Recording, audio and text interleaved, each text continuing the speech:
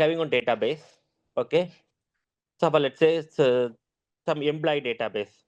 I'm having an employee table, and in the table, I'm having employee name, age, salary, and the address details. Okay. So I'm having one HR system. So I want to say, I want to see how many leaves their employees are taking, and their in-note system, and their payroll system as well. Okay. So we used to have some web applications, right? So in the browser, I can go to the link and I can able to access that. Okay, so that is called as the front end system.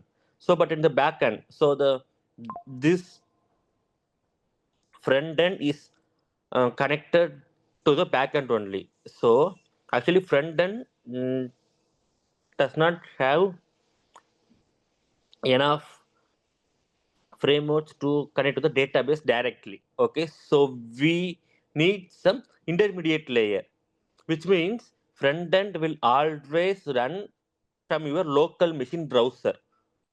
Okay, but where the database will be, it may be in cloud, or it may be in different locations. It may be in US, or it may be in UK, or it may be in Australia, and it may be in wherever. Okay, so we are not sure where the table is stored and how it is getting stored, but just we are trying to access the same payroll portal from the UA screen.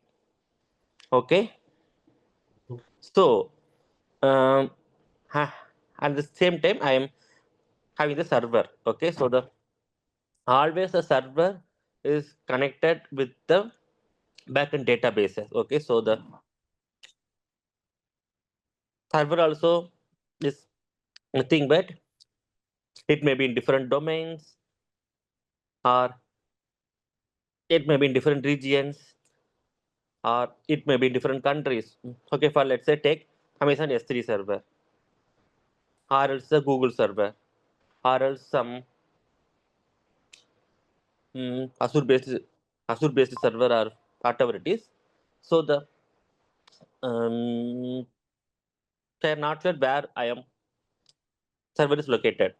Okay, I'm paying some money to for let's say Amazon, and I got some server access. So which means they will allocate some RAM, and they will allocate some main memory, and they will do some configuration for me, so I can directly able to deploy my applications in the allocated container. Okay, so in that container I will have the database configuration.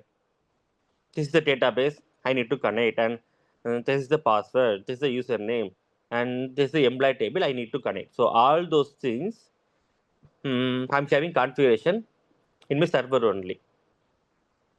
Fine, so far clear? Yeah. Okay, so that's how the real world, or the real public application should work, right? So, um, so but the front end, just I will say, this is the URL I need to call. So, for let's say, I'm buying some um, shares. That's a simple thing. Okay, so I'm going to order something or some items in Amazon. Okay, so just I will say, for let's say I am clicking on mobile phone, and I click the buy now option. So until that only, the all the code will run in my browser. Okay, once I click the buy now option, it should go to the server and it should check the available options. Okay, so whether my enter address um, is deliverable area or not. So some kind of check. So until clicking the buy now option only, the front end part. Okay, so once we click the buy now option, there is some request which is um, going from a browser to the server. Okay, so we can see all those things in my networks tab. Okay, so that is called request. Okay, so request in the sense, mm, hey, I need these details. So just we are requesting um, to the server. That's it, and the server is enough capable to respond me. So that is called response, right? So um, server is configured in such a way it will process each and every request and it will send the response back to me. Clear? So Yeah, you're just breaking up. It's not coming smooth. You're breaking. Are you on a mobile phone or something? I don't know. What's I'm in Wi-Fi only, so just no, it should not be. okay? Still, you are breaking. I am okay. Fine. Let's see. Okay. So Okay. let me know once you got really good. Okay. So that is how the real web application will work. Okay. So we are going to see that part later. Okay. So first, let me start with the HTML. Okay.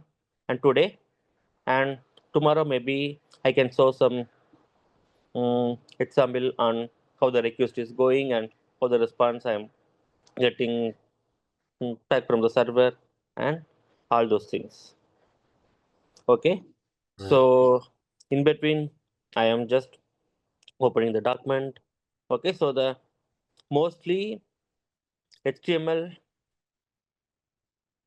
never change, right? So even if you're going to use uh, Angular or React, and that is also based on the HTML code. Okay, so there is no change in that. Okay, so yep. So basic HTML thing, right? So HTML is called a hypertext markup language, and now we are at HTML5 versions. Okay, and before this, do you install the Visual Studio Code in your laptop? It's which Visual Studio Code? Yes, I've already got Visual Studio Code. Okay, so you're having that, right? Okay, fine then, fine. So that is enough to. I'll just check. Hang on. Yes. Okay, so that is enough Yeah, to. Visual Studio Code I've got. Okay, fine. So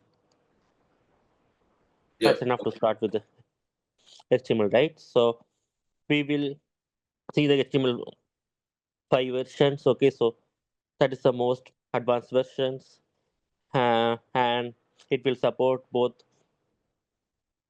mm, audio and videos as well. Okay, and this is so mostly HTML CSS are the front end languages, right? So HTML is just to display the content whatever I want to show in a web page, and CSS is kind of adding styles into the HTML. So it's a kind of makeup things. So we can add the colors or we can add the fonts. Okay, all those things. That is how the HTML CSS. Right. Let Yeah. me start again. So just I will come to the Hello World program and see these are the syntaxes. So like this, we need to mention the document type HTML. So the these are some old versions. Okay, but at HTML5 is enough. So the like this, we need to mention the documents type, document type, HTML document type, HTML document. So anyone we can opt. Okay, and always there will be one head tag, right? So it will start with this HTML tag, and inside HTML I am having one head tag, and inside head I will have the title tag. Okay, so the first tag always will be HTML, and under HTML we will have head, and another child is body. So in the body only we are going to write our content. So whatever we want to display in a particular web page. So all the code should reside here in the body. Okay. Mhm. So this is how. So document type HTML, HTML head, title, head, body. So this is how the real HTML will looks like. Okay. For let's say if we run this program, then just we will get this hello world in the browser. Okay. So parties mean starting tag and parties mean ending tag here. So in line number 2, right? So that is called as starting tag for HTML, and line number 8. So the closing tag for HTML is there, right? So and always that starting tag should start with these brackets, and the ending tag will always contains the slash and the corresponding tags. Okay. So same thing again. So if I am starting the head tag in line number 3, and in line number 5 I am just closing my head tag. Okay. And again, so line number 6 I am starting my body tag, and line number 8 just I'm closing my body tag. Okay. So inside body, whatever I am having, it will display in the browser basically. So this is the actual code of some simple HTML stuff. Okay. I will run this program after some time. Okay. So before this, I want to convey some more things as well. Okay. So this is called as start tag and ending tag. Okay. So the same thing mentioned here on the title, whatever in the title tag. So are giving, so it will display in the top of the page. Okay. So let's say here, see this exercise. Okay. So what I'm trying to display here, the contact info. So the title will be contact info, and in the body, just I'm displaying the name and roll number. And we move on. So we are having something called headings. So what is in the headings? Okay. So headings, we should do start with the H tags. Okay. So each tag will have one specific size like bigger, biggest, big, and normal, and smallest and smallest. So there will be some 6 kind of heading stack. Okay. So where is the example for that? Okay. Ah, and I can able to do the bold, italic, and underline, and I can able to write the subscript, superscript, and I can able to write the paragraph and line breaks, all those things in the HTML. So like how we will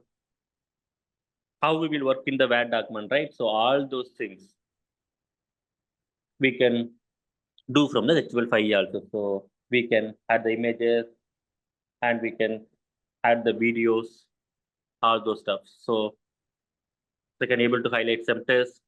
Okay. So we can play with that. And what is called attributes here? So always HTML will works based on the key values there. Okay. So for let's say here, I'm giving HTML languages EN, which means EN stands for English, right? So here the lang is called as key, and the EN is known as the value. Okay. So like this. So the key should be unique. It won't have the duplicate values. Okay. So At this place, the lang is called as one of the attributes for the HTML tag. Okay, and the see here paragraph. So the P refers paragraph here, right? So PID is called P1, P2, and here ID is the attribute for the para tag. Okay, so ID should be always unique. See this one again. Okay, so here I'm writing the class. So what's the difference between ID and the class? Okay, so ID should be unique for each and every attribute. Okay, so but let's say you should not give P1 again in the second tag. Clear? Sorry, what? See, you shouldn't. So, no, I don't understand. So you said P1 and P2, so that's the different because so that's paragraph 1, paragraph 2, correct? Yes. ID should be unique. Okay, so that's what I'm coming. So you should not have the same P1 ID for the second paragraph.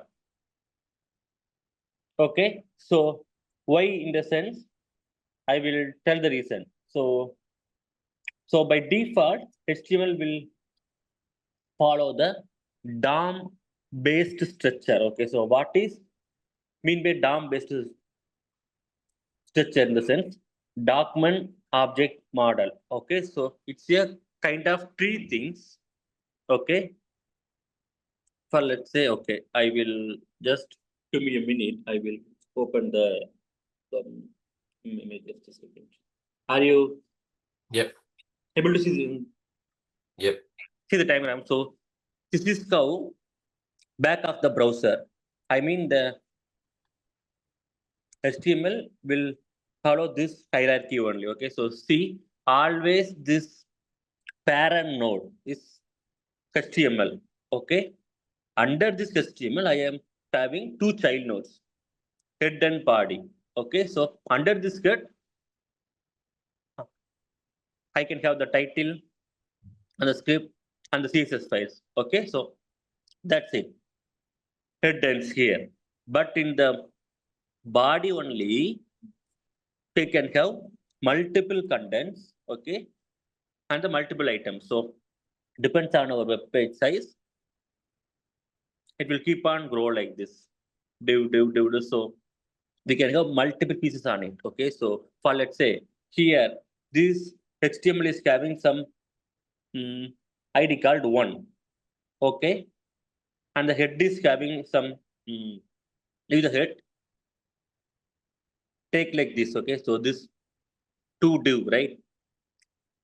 One div is this one, another div is this. So for this div is having ID one, and this div is having ID two. What is mean by ID first?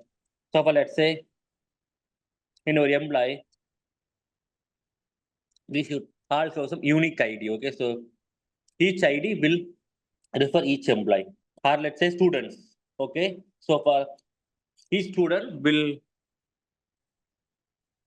have one particular unique ID. Okay, so here also the same pattern. If we are giving the same ID more than one div, then how can we differentiate those divs? If we are giving more student ID or employee ID more than one person, it will be difficult to differentiate them, right? Am I clear? So If you that, give more than one person, you said. yes. If we are going to provide same employee ID for more than one employees, then what will happen? We will get conflict, right? So Yeah. to maintaining the payroll system or maintaining the attendance system, it will be difficult to maintain the order. So that's the same concept here. ID should be unique for a particular element. Okay, so if we are going to give some ID 1, 2, 3 or ABC or anything for one of the element, then we should not use the same ID into other element for a particular HTML page, for a corresponding page. Okay, so try to maintain the unique ID. So that is why they are giving two paragraph here, and they are mentioning the P1, P2. Read this document to be clear. Okay, ID attribute is just like your roll number. This is unique for all HTML elements. Okay, and so and you can go through this also. Okay, so while coming to the class, right? So, but class may have the same class name. So, since by using the class name, I can able to write some common CSS. Okay.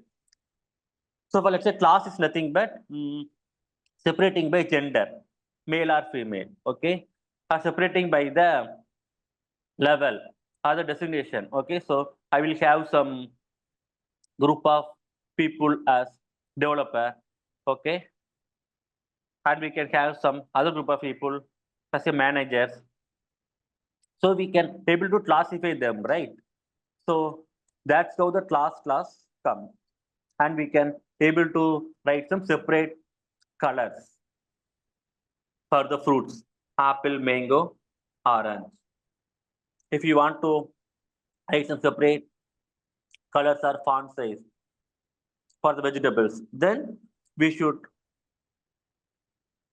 have some class called vegetables for them. Okay, so that's how ID and class will differ from each other. Okay, and the title tag. So I mentioned earlier. So it's a title for a particular paragraph. Okay, and the style attribute, it's to make the change the font color or something like that. Okay, and the href is to display the URLs or the links in a particular web page. Okay, and the src alt these tags which is used to do display the images. Okay, ART refers the alternative tags. Okay, see this example here, img, sorry. So the src will be your image name. Okay, so just we need to mention the image path here, and if there is any chance is to the image is getting corrupted, then we can give the alt tag. ALT refers the alternative tag. Oh, ALT. Hmm? ALT, you mean ALT. Yes, ALT. Okay.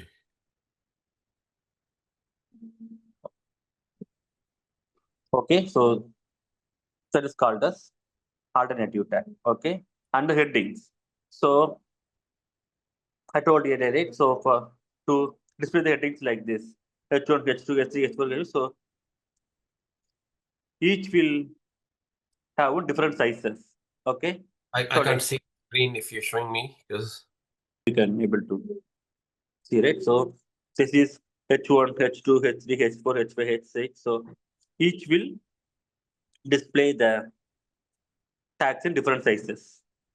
Okay, if you are writing H1 like this, setting H1 and H1. So if you're writing this, then it will give the output like this. So all should put you need to write in under the body tag only. Okay, and this is the command is to command the line. So if you don't want to display any of the items, then you can just simply command that out. And the p refers paragraph, right? P refers paragraph, and if you are giving p tag and you are learning HTML, you are learning CSS, then it will display the output like this. So each will start in a separate line. Okay, and what is mean by BR and what is mean by HR? Okay, HR in the sense horizontal rule. So it will display one line like this. See, horizontal line. If you are giving P and you are learning HTML and not HR tag, and if you are writing this, so it will display the line in between. Okay, that's the thing. So HR refers horizontal rule, that's it. Okay, and the line break. Line break is referred as BR done. So if you want to end the line forcefully and you want to start the new line, then you can use this. So see here, follow class colors and the BR. So the first line got ended in the output. And the welcome to HTML paragraphing. So the second line starts. And the third line. Hope you are all right. So if you want to have line closed forcefully, then we can use the BR tag. Okay. And then we'll move on. So this is to highlighting the test. So for let's say if you, it's a kind of marking something in your book, right? So we used to mark the important keywords while we are studying. So the same thing you can also do like this. So in the paragraph, if you write MARK and inside this MARK, so whatever we are giving, it is get automatically marked in the yellow color like this. Okay.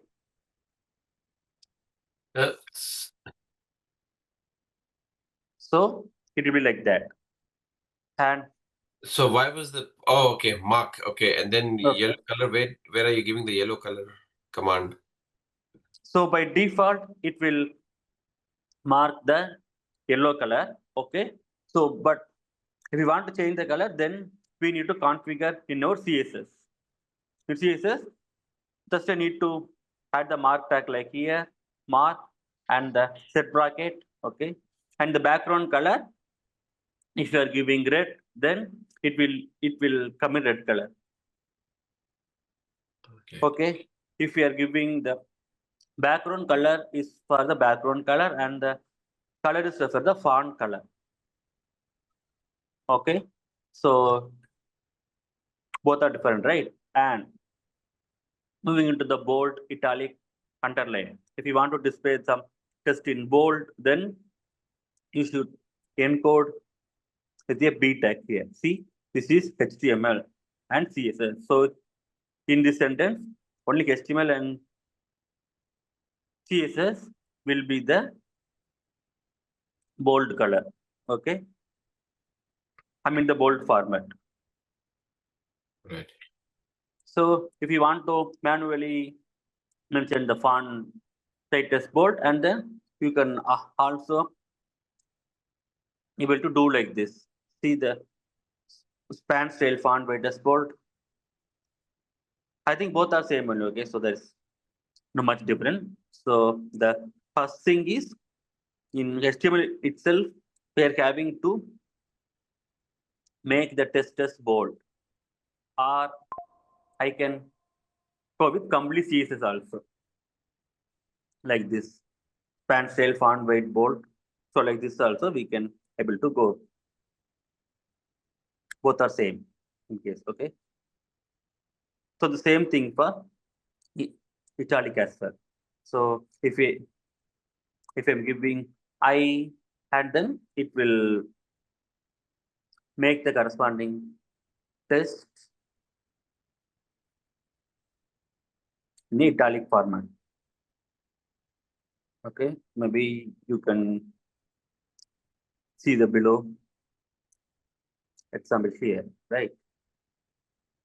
And if we want to make some underline text like this, okay, and we need to use the U. U refers underline, right? So only the tags will differ. B, U, I. Okay. So if we are giving like this, then this whatever word I'm giving inside the U tag, it will get getting underlined. And the abbreviations. So for let's say if you want to display something 𝐬𝐿, and the mouse over, it will to the full definition, like this 𝐬𝐿 organization. So something like that. Then we need to use the tags like this ABBR and title 𝐬𝐿 organization, and we need to put the caption here 𝐬𝐿 and the HTML. So it will display like this. Okay. So we need to put World Health Organization and then WHO, because if you just Yes. abbreviation, Yes. we can just Yes. put in WHO and that it will still show. No. It won't show. In the title, we need to mention. So since it is running from our local machine, how we should know? So let's say we are having one like abbreviation like this, and HTML is not enough to find for all the abbreviations, right? Okay. So for the same thing, we may have some other abbreviations also. Okay. So we need to give this. And where is the underline? Because it's underlining WHO. Where is the underline? That will come automatically while we have used ABBR abbreviation tag. Okay. Okay. It's part of that. Right. And we'll move on. So for let's say if you want to display some deleted simple like this and the crossover like this, then we can use the DEL here. See, DEL and C++. So it will say this got deleted. Okay. And like the same inserted. So here after DEL, I am adding one more attribute called INS in the HTML. So it will say like this. Okay. HTML and the strike end. So strike end, just you want to strike the lines. Okay, you should try HTML resization. So this will be like this. The strike end test in HTML so on that the given information is no longer correct. Okay, so this is for the strike end and superscript subscript. Okay, so SUB and SUP. So for let's say this thing, if you want to display some mathematical formulas or mathematical connotations, so this will comes into the picture, right? Superscript, subscript. So we can use like this also. Okay, SUB in SUP. So it will give the corresponding things. So are we clear so far? Yep. Okay, fine. So yep, and we will move to the CSS now. Okay, CSS I have already told it is known as cascading style sheet. Okay, it is used to change the font color or change the background color, or I can able to add some styles, or I can able to make my website as a colorful pattern with some images and videos and all those things is happening by using the CSS only. Okay, so without CSS, imagine the browser. It will be ordinary black and white, black and white theme text only. Okay, so and without CSS, we can't able to add the any colors on it. Okay, so that is why CSS is must for most of the websites. Okay, so in the CSS file, let's say simple, I can able to add the color in the line itself. So for let's say I am having one p tag like this. So here, if you want to change the font color, then just you need to have the attribute called style. Okay, style, and then equal you need to mention the color as red. So if If you are giving like this, then it will display the output in a red color font, inline style sheet. Okay. So this is one way. So in the HTML code itself, I can able to give the CSS.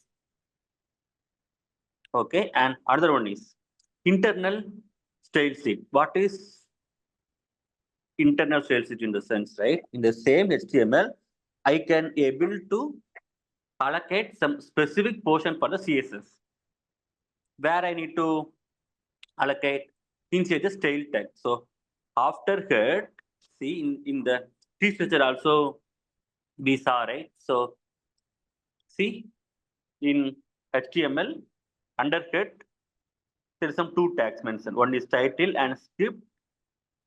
Okay. Another one is style. So style or link, whatever it is. Okay. So I can able to write the style tag. So the same style only here I'm giving in the HTML itself. That is called inline style sheet. Okay. And this is called internal style sheet. The same thing. Just I need to give the styles and in the head part itself. See, style, it gets started here and ended here. And I'm changing the background color of my body, powder blue. And I am changing my H1 font color as blue and the peak font color as red. Okay, so my output will be like this: heading example, paragraph example. Okay, the same thing. If this is the case, then it will applicable for all the H1 tags. Okay, in this case, it will only applicable for this P tag alone. Okay, but if I am going to give like this internal statement, then it will applicable for all the H1 and all the P tags, which is available in the whole HTML page. Which means I can have more than one H1 tags, I can have more than one paragraph tag, right? So it will be like that. So I can have more than one tags also. Okay, so that is another advantages of using the internal style sheet. Okay, so the tag pattern is external style sheet. For let's say I don't want to merge my HTML with CSS, then I can put some another file into my notepad and the file name extension should be .css. Okay, so just for that you need to cut the code inside the style tag and you need to put that code into the separate file. So maybe we can call the file name as external style.cs or anything is fine. Okay, so like this. So this is called as external style sheet. Why we are calling this as external? So since we have moved our CSS code out of the HTML, so it is become external part now. That's the reason. Okay, so these are the three ways to define out HTML code. So mostly we can follow the internal or external. So based on our need basically. So we can choose how the way we want. Are you able to see my screen now? Yeah. Or you can able to see the whiteboard, right? Yeah. So see, I am just retrying. Okay, so the parent tag will be HTML as I told. Okay, under this head and under this head, I will have the title, right? Title, and here I will have the body tag. Okay, inside this body, I can have the div, and I will have the p tag, and I have all the tags like this. So, but in the head, I will have only the title, okay, and I will have the script tag as well. So, script in the sense, if suppose I want to add any of the JavaScript tags, okay, or the CSS, consider CSS or script, okay. So, this will be the tree structure, okay. So, always my parent tag or the ancestor tag will be my HTML tag only, okay. Under this, I will get an body, and this body only I will have all my web content here. What I want to display. Okay, so that is how the HTML will work. This whole structure is looks like the DOM. I mean the tree structure, right? So this tree structure is called as DOM-based model. Okay, DOM in the sense document object models. Okay, so each one references a node here. Okay, so and in the node we will have parents and children, something like that. But this structure is known as DOM-based structure.